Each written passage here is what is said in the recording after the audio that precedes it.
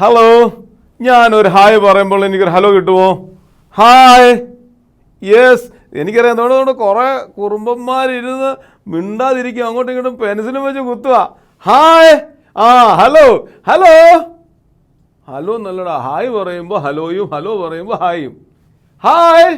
Yes, hello hello. Yes, എൻ്റെ കുഞ്ഞുങ്ങളൊക്കെ മിടുക്കന്മാരാ. മക്കളെ, നമ്മൾ സ്കൂളിൽ പഠിക്കുന്നു, കോളേജിൽ പഠിക്കുന്നു, എല്ലാം പഠിക്കുന്നു. പക്ഷേ ഏറ്റവും നല്ലത് ദൈവഭയമാണ്. യഹോവ ഭക്തി ജ്ഞാനത്തിൻ്റെ ആരംഭമാകുന്നു. ഭക്തി, the fear of the Lord. എന്താ ഭക്തി എന്ന് ചോദിച്ചാൽ ദൈവത്തെ ഭയക്കുന്നതാണ് ഭക്തി. അങ്ങനെയെങ്കിൽ അറിവിനേക്കാൾ ഉപരിയായി തിരിച്ചറിവുള്ള കുഞ്ഞുങ്ങളായി ഞാനും നിങ്ങളും തീരണം. അറിവിനേക്കാൾ ഉപരി തിരിച്ചറിവുള്ള, വിസ്ഡമുള്ള കുഞ്ഞുങ്ങളായി ഞാനും നിങ്ങൾ അങ്ങനെ തീരുമോ? പാപ്പായും മമ്മിയും ഇഷ്ടമുള്ളത് തന്നില്ലെങ്കിൽ നിങ്ങൾ വഴക്കുണ്ടാക്കുമോ? അത് കുഴപ്പമില്ല പപ്പ, താങ്ക് യു എന്ന് പറയുമോ? ഇഷ്ടമുള്ളത് കിട്ടിയില്ലെങ്കിൽ ഇങ്ങനെ വഴക്കുണ്ടാക്കും, ഇല്ലയോ? ടോം ആൻഡ് ജെറിയുടെ കുട്ടികളെ കുസ്തി ഉണ്ടാക്കും, ഇല്ലയോ? എൻ്റെ കുഞ്ഞുങ്ങളെല്ലാം നല്ല കുഞ്ഞുങ്ങളാണ്. നമുക്ക് പാട്ട് പഠിക്കണ്ടായോ? റെഡിയാണോ? നമ്മുടെ സെഗ്മെൻ്റ് പേരെന്തുവാ? യെസ്, ഒന്നായി പാടാം.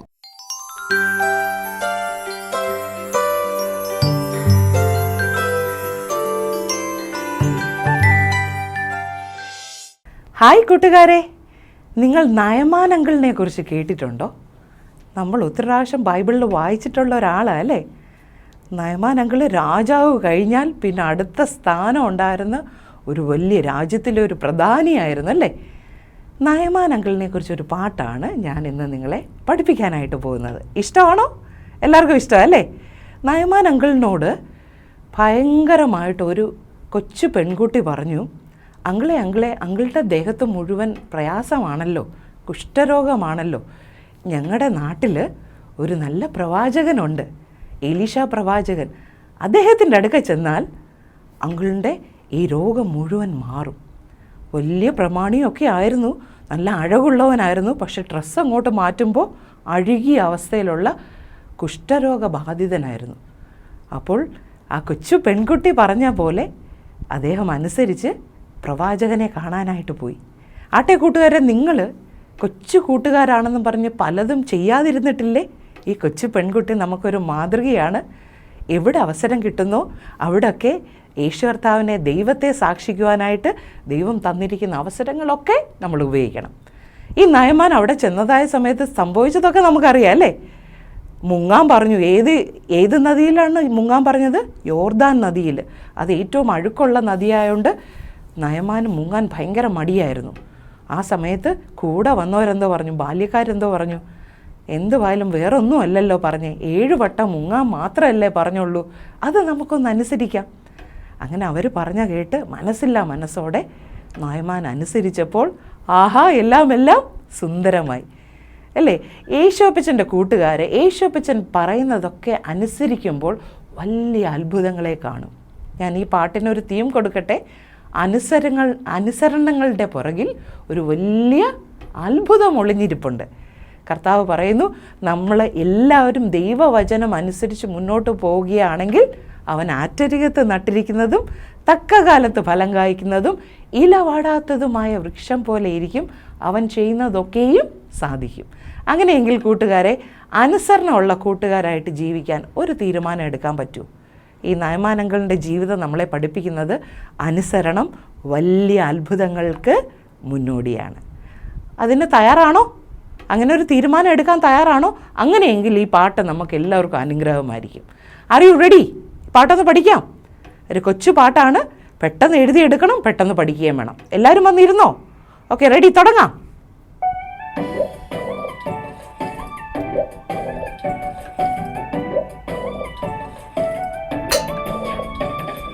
മുങ്ങിപ്പൊങ്ങി മുങ്ങിപ്പൊങ്ങി മുങ്ങിപ്പൊങ്ങി നയമാൻ 1 2 3 4 5 6 വട്ടം. മുങ്ങിപ്പൊങ്ങി മുങ്ങിപ്പൊങ്ങി മുങ്ങിപ്പൊങ്ങി നയമാൻ 1 2 3 4 5 6 വട്ടം. കുഷ്ഠമൊട്ടും മാറിയില്ല, അയ്യോ രോഗം ഭേദമായതില്ല. കുഷ്ഠമൊട്ടും മാറിയില്ല, അയ്യോ രോഗം ഭേദമായതില്ല. പാവം നയമാൻ പാവം നയമാൻ പാവത്തിൻ കണ്ണു നിറഞ്ഞു. പാവം നയമാൻ പാവം നയമാൻ പാവത്തിൻ കണ്ണു നിറഞ്ഞു.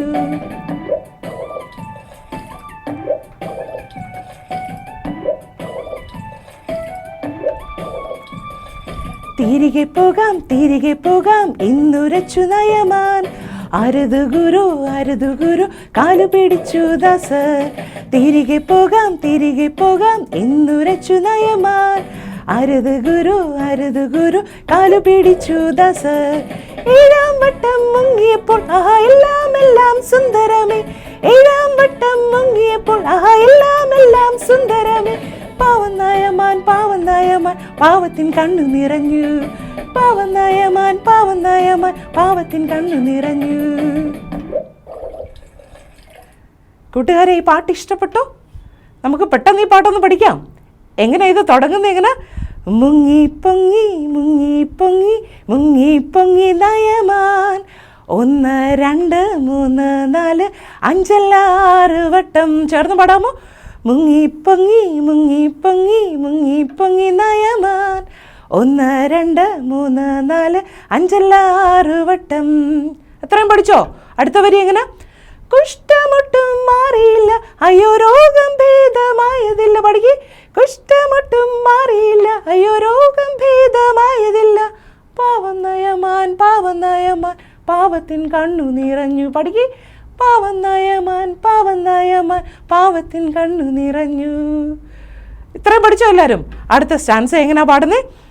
തിരികെ പോകാൻ എന്നുരച്ചു നയമാൻ. അരുത് ഗുരു കാലു പിടിച്ചു ദാസർ. പഠിക്ക്. തിരികെ പോകാം എന്നുരച്ചു നയമാൻ.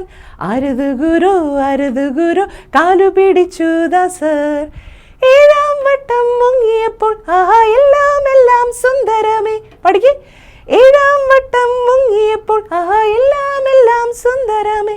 പാവം നയമാൻ പാവത്തിൻ കണ്ണു നിറഞ്ഞു. ഇവിടെ എന്തുകൊണ്ടാണ് പാവത്തിൻ്റെ കണ്ണ് നിറഞ്ഞ്? ആദ്യ സങ്കടം കൊണ്ടായിരുന്നു കണ്ണ് നിറഞ്ഞല്ലേ. ഇവിടെ വന്നപ്പോൾ എന്തുമായിരുന്നു?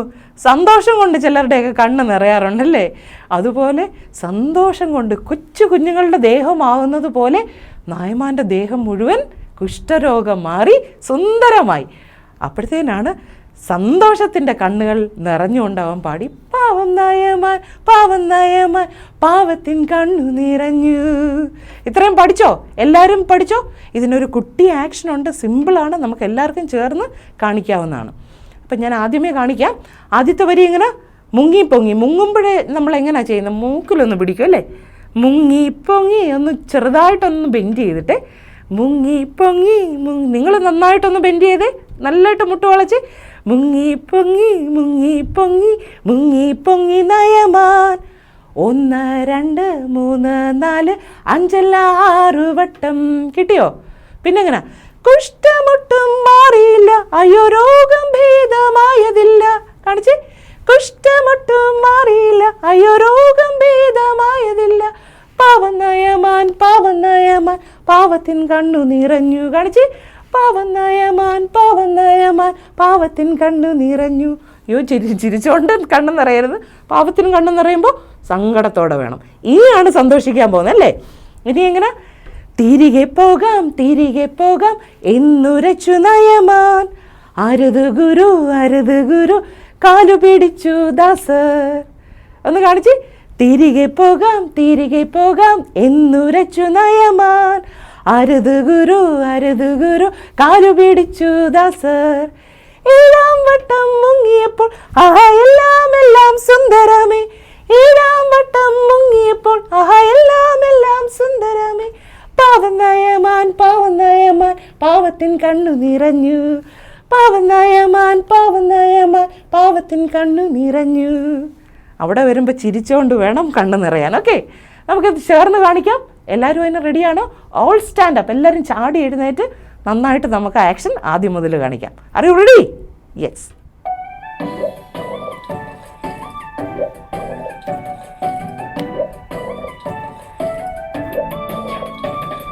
മുങ്ങിപ്പൊങ്ങി മുങ്ങിപ്പൊങ്ങി മുങ്ങിപ്പൊങ്ങി നയമാൻ 1 2 3 4 5 6 വട്ടം മുങ്ങിപ്പൊങ്ങി മുങ്ങിപ്പൊങ്ങി മുങ്ങിപ്പൊങ്ങി നയമാൻ 1 2 3 4 5 6 വട്ടം കുഷ്ഠമൊട്ടും മാറിയില്ല അയ്യോ രോഗം ഭേദമായതില്ല കുഷ്ഠമൊട്ടും മാറിയില്ല അയ്യോ രോഗം ഭേദമായതില്ല പാവം നയമാൻ പാവത്തിൻ കണ്ണു നിറഞ്ഞു പാവം നയമാൻ പാവത്തിൻ കണ്ണു നിറഞ്ഞു.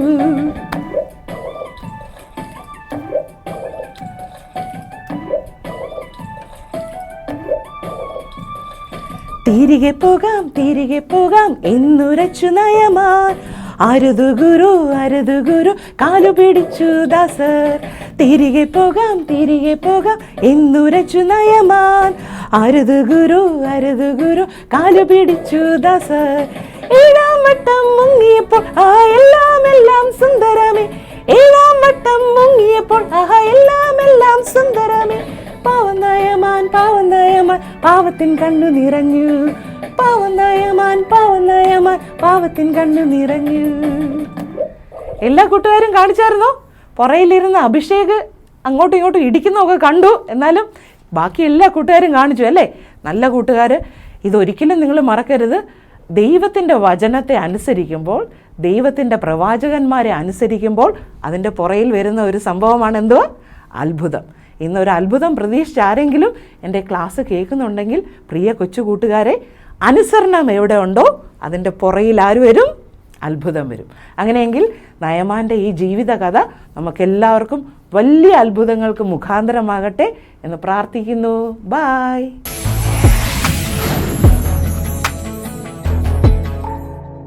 നയമാനെ കുറിച്ച് എന്തൊക്കെയാ പാട്ടിൽ കൂടെ പഠിപ്പിച്ചേ. അവൻ മിടുക്കനായിരുന്നു, കഴിവുള്ളവനായിരുന്നു, പരാക്രമശാലിയായിരുന്നു. രാജാവ് കഴിഞ്ഞാൽ പിന്നെ അടുത്ത ആളായിരുന്നു. രാജാവിൻ്റെ കൊട്ടാരം പോലെ സമമായ കൊട്ടാരം, പടയാളികളെല്ലാം ഉണ്ടായിരുന്നു. പക്ഷേ ഒരു കുറവുണ്ടായിരുന്നു, അവൻ കുഷ്ഠരോഗമായിരുന്നു. ആ പാട്ടിൽ കൂടെ പറയുന്നുണ്ട്, അവൻ്റെ പൊളിറ്റിക്കൽ പവർ യൂസ് ചെയ്തു, അവൻ്റെ മിലിറ്ററി പവർ യൂസ് ചെയ്തു, അവൻ്റെ കയ്യിലുള്ള മണി പവർ യൂസ് ചെയ്തു. അതുകൊണ്ടൊന്നും രക്ഷപ്പെടാൻ പറ്റിയില്ല. പക്ഷെ അവനോട് പറഞ്ഞു, നീ പോയി 7 വട്ടം മുങ്ങിപ്പൊങ്ങാമെങ്കിൽ നിനക്ക് സൗഖ്യം കിട്ടും. അവിടെ നയമാൻ ചോദിക്കുന്നു, ഞങ്ങളുടെ നാട്ടിൽ അബാനും പരപ്പരയെന്ന് പറയുന്ന നല്ല സുന്ദരമായ നദികളുണ്ട്, അവിടെ മുങ്ങിയാൽ പോരായോ? എന്നാൽ അനുസരിച്ചപ്പോൾ എന്തൊരത്ഭുതം ഇല്ലയോ? അവൻ്റെ ശരീരം പഴയതുപോലെ വ്രണം പിടിക്കാത്തതല്ല, സുന്ദരമായ കുഞ്ഞുങ്ങളുടെ ശരീരം പോലെയായി തീർന്നു. കുഞ്ഞുങ്ങളെ, അനുസരിച്ചാൽ അതിന് അനുഗ്രഹമുണ്ട്. അനുസരിക്കുന്നവർക്കേ അനുഗ്രഹമുള്ളൂ. ദൈവവചനം കുഞ്ഞുങ്ങളെ നിങ്ങൾ അനുസരിച്ചാൽ നിങ്ങൾക്ക് അനുഗ്രഹമുണ്ട്, നന്മയുണ്ട്, കൃപയുണ്ട്. നമുക്കും ദൈവവചനം അനുസരിച്ച് ജീവിക്കാം.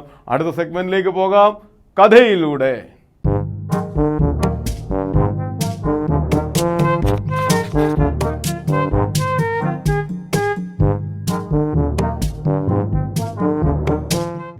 ഹായ് കൂട്ടുകാരെ, എല്ലാവരും സന്തോഷമാണോ? കഥ കേൾക്കുന്ന ഇഷ്ടമല്ലേ? ഇന്ന് നമുക്ക് മറ്റൊരു കഥ കേൾക്കാം. ഇന്ന് ഞാൻ പറയുവാൻ പോകുന്ന കഥ ആരുടേതാണെന്നറിയാമോ? ഒരു വലിയ തിമിംഗലത്തിൻ്റെ കഥയാണ് പറയുന്നത്. ഒരു മനുഷ്യനെ ഒരു വലിയ തിമിംഗലം വിഴുങ്ങിയ കഥയാണ് പറയുവാനായിട്ട് പോകുന്നത്. കഥ കേൾക്കാൻ നമുക്ക് റെഡിയാണോ എല്ലാവരും? ഒരിടത്തൊരിടത്ത് ദൈവത്തിന് പ്രസാദമുള്ള ഒരു പ്രവാചകനുണ്ടായിരുന്നു. ആ പ്രവാചകൻ്റെ പേരെന്താണെന്നറിയാമോ? യോന എന്നായിരുന്നു ആ പ്രവാചകൻ്റെ പേര്. ഒരു ദിവസം ഈ ദൈവം തമ്പുരാൻ തൻ ഇഷ്ടപ്പെട്ട ഈ പ്രവാചകനോട് വന്ന് പറഞ്ഞു. എന്താ പറഞ്ഞതെന്നറിയാമോ? പ്രവാചകനോട് വന്ന് പറഞ്ഞു, പ്രവാചക, നീ ഇന്ന ദേശത്ത് പോയി ആ ജനതയോട് ഇന്നതുപോലെ പറയണം. ഏതു ദേശത്താ? നിനവെ എന്ന് പറയുന്ന പട്ടണത്തിൽ പോയി ആ ജനതയോട് പറയണം, നിങ്ങൾ ദൈവത്തിങ്കിലേക്ക് മടങ്ങി വരണം. നിങ്ങൾ ദൈവത്തിങ്കിലേക്ക് മടങ്ങി വന്നില്ല എങ്കിൽ നിങ്ങളെ ഞാൻ നശിപ്പിക്കുമെന്ന് ആ നിനവേക്കാരോട് പറയണമെന്ന് ദൈവം ആരോട് പറഞ്ഞു? യോനയോട് പറഞ്ഞു. അങ്ങനെ യോന എന്ത് ചെയ്തു? ദൈവം പറഞ്ഞതുപോലെ നിനവയിലേക്ക് പറയുവാനായിട്ട് പോയി. എന്നാൽ ഈ പോകുന്ന വഴിക്ക് യോനയ്ക്ക് ഒരു ചിന്ത വന്നു. ഞാൻ എന്തിനാ ഈ നിനവക്കാരോട് പറയേണ്ടത്? അവരെ ദൈവം നശിപ്പിക്കട്ടെ. അവരുടെ ജീവിതത്തിൻ്റെ പ്രവൃത്തി കൊണ്ടല്ലേ അവരിങ്ങനെ ആയത്. അതുകൊണ്ട് യോന എന്ത് ചെയ്തു? ദൈവം പറഞ്ഞതനുസരിക്കാതെ നിനവയ്ക്ക് പോകേണ്ട യോന കപ്പൽ മാറി തർസീസിലേക്ക് പോയി. അനുസരണക്കേടല്ലയോ കാണിച്ചത്? എങ്ങോട്ടാ പോയത്? തർസീസിലേക്ക്. എന്നാൽ ദൈവം എങ്ങോട്ട് പോകാനാ പറഞ്ഞത്? നിനവയിലേക്ക് പോകാനാ പറഞ്ഞത്. എത്ര വലിയ അനുസരണക്കേടാ കാണിച്ചത്. യേശുപ്പച്ചൻ വെറുതെ വിടുവോ? ദൈവം വെറുതെ വിടുവോ? വിട്ടില്ല. യോന ദൈവം അറിയത്തില്ലെന്ന് കരുതി കപ്പലിൽ കിടന്നുറങ്ങി. എന്നാൽ ദൈവം എന്ത് ചെയ്തെന്നറിയാമോ? ഒരു വലിയ കാറ്റടിപ്പിച്ചു. വലിയ കാറ്റടിച്ച് ഈ കപ്പൽ ആടി ഉലയുവാൻ തുടങ്ങി. ആ കപ്പലിലുണ്ടായിരുന്ന മറ്റ് യാത്രക്കാർ എന്ത് ചെയ്തു? ഇത് കണ്ട് ഭയപ്പെട്ട് അവരുടെ ദൈവത്തോട് പ്രാർത്ഥിക്കുവാൻ തുടങ്ങി. എന്നാൽ യോന എന്ത് ചെയ്യുക? ഈ കപ്പലിൽ കിടന്നുറങ്ങുകയാണ്. ഇവർ പ്രാർത്ഥിച്ചു എന്നിട്ടും ഒരു രക്ഷയില്ല. കാറ്റടങ്ങുന്നില്ല. ശക്തമായ കാറ്റ് തങ്ങൾ നശിക്കുവാൻ പോകുന്നു എന്ന് അവർക്ക് ഭയമായി. അവസാനം അവർ ഒരു കാര്യം ചെയ്തു. അവർ വിചാരിച്ചു, നറുക്കിടാൻ നമുക്ക്. ആര് മൂലമാണ് ഈ പ്രശ്നം കപ്പലിൽ ഉണ്ടായതെന്ന് നമുക്ക് നറുക്കിട്ട് നോക്കാം. അങ്ങനെ അവർ ആ കപ്പലിലുണ്ടായിരുന്ന ഓരോ വ്യക്തികളുടെയും പേരുകൾ എഴുതി നറുക്കിട്ടു. അവസാനം നറുക്ക് ആർക്ക് വീണെന്നറിയാമോ? ആരാ തെറ്റ് ചെയ്തത്? ആര് മൂലം ആ പ്രശ്നം ഉണ്ടായത്? യോന മൂലം. നറുക്ക് യോനയ്ക്ക് വീണു. അവർ യോനയെ പിടിച്ചു. യോനയോട് പറഞ്ഞു, നീ കാരണമായി നാശമുണ്ടായത്, അതുകൊണ്ട് ഞങ്ങളെ രക്ഷിക്കണം. നിന്നെക്കൊണ്ട് മാത്രമേ അതിന് സാധിക്കത്തുള്ളൂ. നീ എന്ത് തെറ്റാ ചെയ്തത്? യോന പറഞ്ഞു, ഞാൻ എൻ്റെ ദൈവത്തോട് എന്ത് ചെയ്തു? അനുസരണക്കേട് കാണിച്ചു.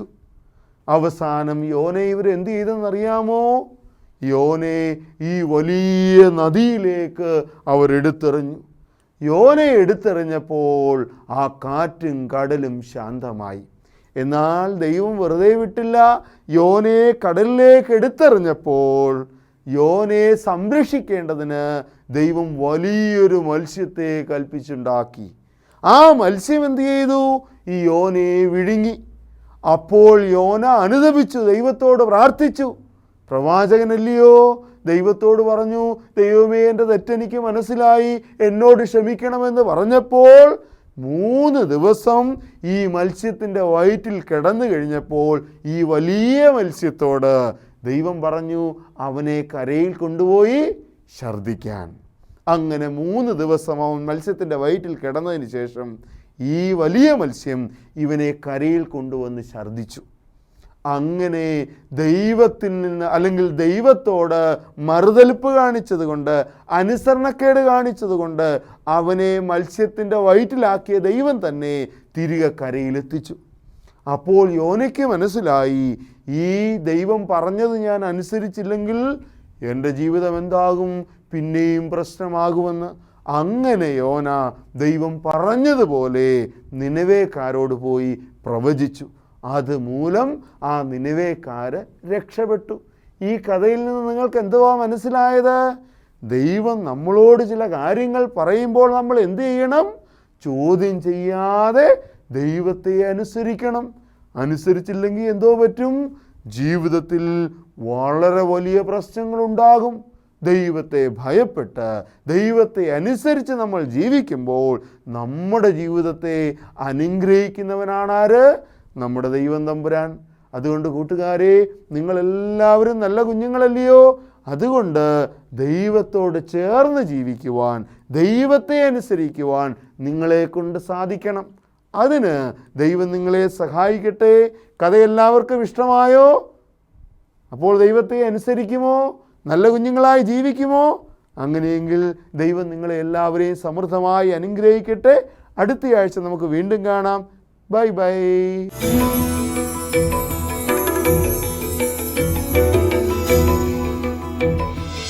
കഥ ഇഷ്ടപ്പെട്ടോ? ഞാനൊരു ചോദ്യം ചോദിക്കട്ടെ. ഇതുവരെ ആരും കയറാത്ത ഒരു വാഹനത്തെ കയറിയ മനുഷ്യൻ്റെ പേര് പറയാമോ?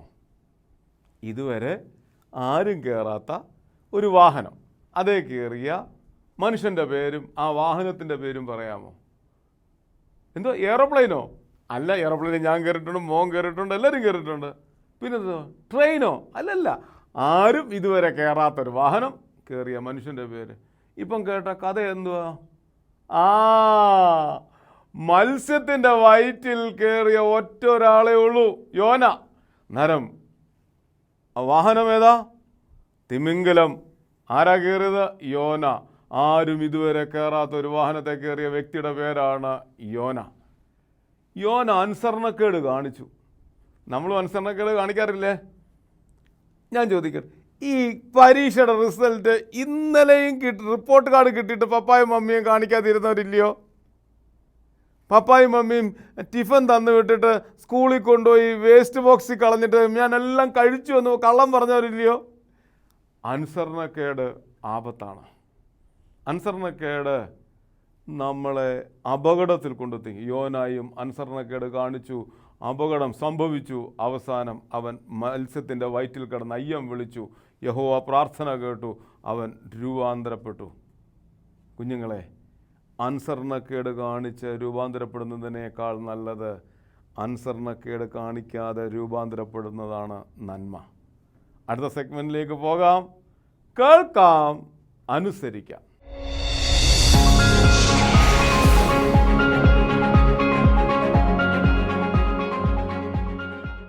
കുക്കു, നിനക്ക് ഏറ്റവും ഇഷ്ടപ്പെട്ട ആപ്പ് ഏതാടാ? എനിക്ക് സെൽഫി എടുക്കുന്ന ഇഷ്ടം. ഓ, ഇവന് സെൽഫി എടുക്കുന്ന ഇഷ്ടം. പക്ഷേ എനിക്ക് ഏറ്റവും ഇഷ്ടമുണ്ടല്ലോ നമ്മുടെ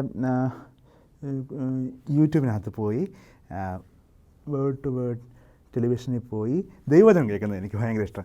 ഓ, എനിക്ക് അത്രയ്ക്ക് ഇഷ്ടമൊന്നുമില്ല. പിന്നെ നിനക്ക് എന്താ ഇഷ്ടം? നിനക്ക് പിന്നെ എന്താണ് ഇഷ്ടം? നീ പറ. എനിക്ക് സെൽഫി എടുക്കാൻ ഭയങ്കര ഇഷ്ടമാണ്. ഓ, ഇവന് സെൽഫി എടുക്കാൻ ഭയങ്കര ഇഷ്ടമാണ്. അങ്ങനെയാണെങ്കിൽ ഇവൻ്റെ ഇഷ്ടപ്രകാരം നമുക്കൊരു സെൽഫി എടുത്താലോ? കൂട്ടുകാരെ നിങ്ങൾക്ക് സെൽഫി എടുക്കാൻ ഇഷ്ടമാണോ? പിന്നെ ഓ, ഇവൻ ഇഷ്ടമുള്ള കാര്യങ്ങൾ പിന്നെ പറയുമേ. ദാ, ഞങ്ങളൊരു സെൽഫി എടുക്കാമേ.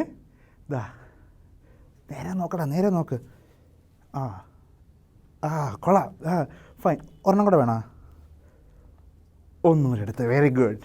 ഫ്രണ്ട്സ്, ഇന്ന് നമ്മൾ സെൽഫിയെ പറ്റിയാണ് സംസാരിക്കുന്നത്. യെസ്, എനിക്ക് ഏറ്റവും ഇഷ്ടമുള്ള സെൽഫി. ഓ, ഇവൻ ഏറ്റവും ഇഷ്ടപ്പെട്ട സെൽഫി. സെൽഫി എന്ന് പറഞ്ഞാൽ എന്താണ് നിങ്ങൾ ഉദ്ദേശിക്കുന്നത്? സെൽഫ് ഇവാലുവേഷൻ എന്നുള്ളതാണ്. സ്വയമായിട്ടൊരു അവലോകനം നടത്തുക എന്നുള്ളതാണ്. കൂട്ടുകാരെ, നിങ്ങൾ സ്വന്തമായിട്ട് ഒരു അവലോകനം നടത്തിയിട്ടുണ്ടോ? നിങ്ങൾ എങ്ങനെയാണ്, നിങ്ങളുടെ ജീവിത രീതി എങ്ങനെയാണ് പോകുന്നത്? നിങ്ങളുടെ സ്പിരിച്വൽ ലൈഫ് എങ്ങനെയാണ് പോകുന്നത്? നന്നായിട്ടാണ് പോകുന്നത്. ഞാൻ നിന്നോട്ടൊരു കാര്യം ചോദിച്ചോട്ടെ. ഡെയിലി ബൈബിൾ റീഡ് ചെയ്യുകയും പ്രാർത്ഥിക്കുകയും ചെയ്യുന്ന എത്ര കൂട്ടുകാരുണ്ട്? സെൽഫ് ഇവാലുവേഷനാണേ സെൽഫ് എന്ന് പറഞ്ഞാൽ. ഒന്ന് സ്പിരിച്വൽ ലൈഫ് നമുക്കൊന്ന് ഇവാലുവേറ്റ് ചെയ്ത് നോക്കാം. പിന്നെ ഇവാലുവേറ്റ് ചെയ്ത് നോക്കാം. അങ്ങനെയാണ്. നീ പറ, ഇന്ന് രാവിലെ നീ ബൈബിൾ വായിച്ചായിരുന്നോ? ഞാൻ ബൈബിൾ എടുത്തു.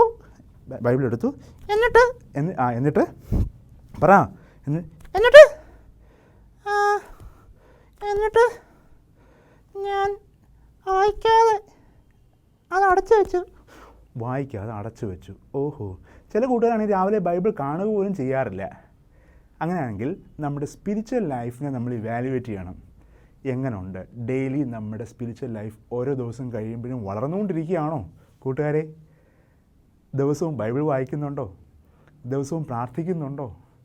ദൈവബന്ധം നമുക്കുണ്ടോ? ഇല്ല. ഓക്കെ, ഇല്ല. അവൻ സത്യം പറഞ്ഞു. അങ്ങനെയെങ്കിൽ കൊച്ചു കൂട്ടുകാരെ, സെൽഫ് ഇവാലുവേറ്റ് ചെയ്യാം സ്പിരിച്വൽ ലൈഫ് എങ്ങനെ ഉണ്ടെന്ന്. രണ്ടാമത്തെ കാര്യം, സ്പിരിച്വൽ ലൈഫ് മാത്രം പോരാ, നമ്മുടെ എഡ്യൂക്കേഷണൽ പെർഫോമൻസ് നമ്മൾ ഇവാലുവേറ്റ് ചെയ്യണം. പിന്നെ ഞാൻ നല്ലോണം പഠിക്കുന്ന കുട്ടിയാണ്. ഇവൻ നല്ലവണ്ണം പഠിക്കുന്ന കുട്ടിയാണ് എന്നാണ് നമ്മുടെ കുക്കൂട്ട പറയുന്നത്. നിങ്ങൾ നല്ലോണം പഠിക്കുന്ന കുട്ടിയാണോ? നിങ്ങളുടെ ഡെയിലി റൊട്ടീൻസ് മറ്റാരും പറയാതെ ചെയ്യുന്ന കൂട്ടുകാരാണോ പഠന കാര്യത്തിൽ? അങ്ങനെയെങ്കിൽ നമുക്കൊന്ന് ചിന്തിക്കണം. നമ്മുടെ പഠന നിലവാരത്തെ ഫോഴ്സ് ചെയ്യാതെ നിങ്ങൾ കാര്യങ്ങൾ ചെയ്യുന്ന കൂട്ടുകാരാണെങ്കിൽ നിങ്ങൾ നിങ്ങളെ തന്നെ ഇവാലുവേറ്റ് ചെയ്യുന്ന കൂട്ടുകാരാണെന്ന് പറയാം. ഒരു കാര്യം കൂടെ പറഞ്ഞ് അവസാനിപ്പിക്കാം. ഞാൻ ചോദിച്ചോട്ടെ, ഞാൻ വന്ന് വിളിക്കാതെ നീ എഴുന്നേക്കാറുണ്ടോ? പിന്നെ ഞാൻ എല്ലാ ദിവസം തന്നെ എഴുന്നേക്കുന്നേ. ഇവൻ തന്നെ എഴുന്നേക്കും, വേറെ ചില കാര്യങ്ങളൊക്കെ ചെയ്തിട്ട് വീണ്ടും കിടന്നുറങ്ങും. സെൽഫ് റുട്ടീൻസ്, ദിവസവും ദിനചര്യകൾ സ്വന്തമായി ആരുടെയും ഫോഴ്സ് ഇല്ലാതെ നിങ്ങൾ ചെയ്യാറുണ്ടോ? ഉണ്ടെങ്കിൽ നിങ്ങൾ ആ തരത്തിൽ ജീവിതത്തെ മുമ്പോട്ട് കൊണ്ടുപോകുന്നവരാണ്. ഇല്ല എങ്കിൽ ജസ്റ്റ് ഇവാലുവേറ്റ് യുവർ സെൽഫ്. നിങ്ങളെ തന്നെ ജസ്റ്റ് ഒന്ന് ഇവാലുവേറ്റ് ചെയ്ത ശേഷം തിരുത്തേണ്ടവ നമുക്ക് തിരുത്താം. പിന്നെ തിരുത്താം. ഓ, ഇവൻ തിരുത്താൻ തയ്യാറാണ്. Are you ready for that? Yes, I am ready. ഇവൻ റെഡിയാണ്. അങ്ങനെയെങ്കിൽ സെൽഫ് ഇവാലുവേറ്റ് ചെയ്യാം, നമ്മളെ തന്നെ നോക്കിക്കാണാം, തിരുത്തേണ്ടവയെ തിരുത്താം. ദൈവം നിങ്ങളുടെ കൂടെയുണ്ട്.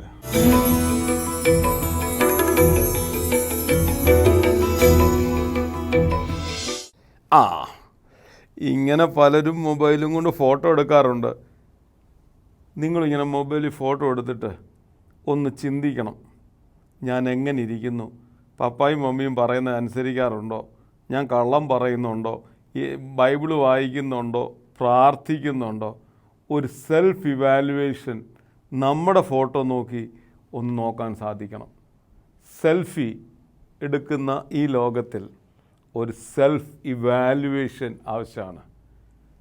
മൊബൈൽ വേണ്ട, കണ്ണാടിയുടെ മുമ്പിൽ നിന്നിട്ട് നോക്കിയാൽ മതി, ഞാൻ ദൈവത്തിന് ഇഷ്ടമുള്ളത് ചെയ്യുന്നുണ്ടോ, അതോ എൻ്റെ ഇഷ്ടപ്രകാരമാണോ ചെയ്യുന്നത്. ഒരു സെൽഫ് ഇവാലുവേഷൻ നടത്താൻ നമുക്ക് കഴിയട്ടെ. അടുത്ത സെഗ്മെൻറ്റിലേക്ക് പോകാം. പാടാം, നേടാം.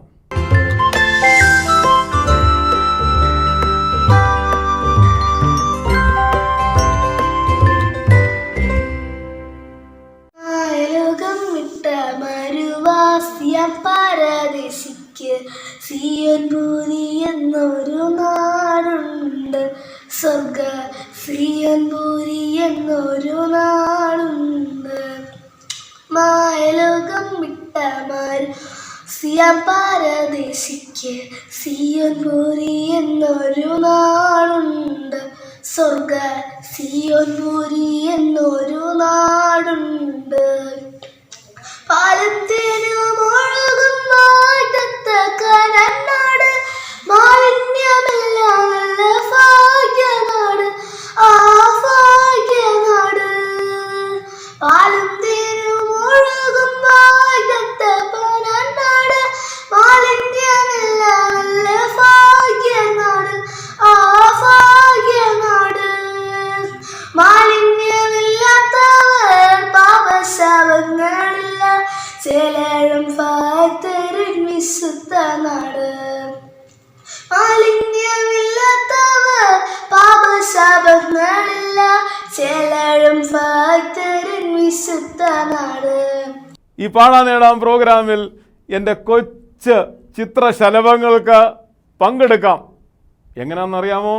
ഈ താഴെ കാണുന്ന മൊബൈൽ നമ്പറിൽ നിങ്ങൾ മൊബൈൽ ഈ വിധത്തിൽ പിടിച്ച് 2 മിനിറ്റിൽ കുറയാതെ പാട്ടുപാടി റെക്കോർഡ് ചെയ്ത് ഞാൻ കഴിച്ചു തരാമെങ്കിൽ വരുന്ന ആഴ്ച ജോഷുവ, ജോനഥൻ, ജോബിൻ ആരെങ്കിലും പാട്ട് ഇവിടെ നമുക്ക് കേൾക്കാം, നമുക്ക് ഒരുമിച്ച് ആസ്വദിക്കാം. അടുത്ത ആഴ്ച വീണ്ടും കാണും വരെ ബൈ ബൈ.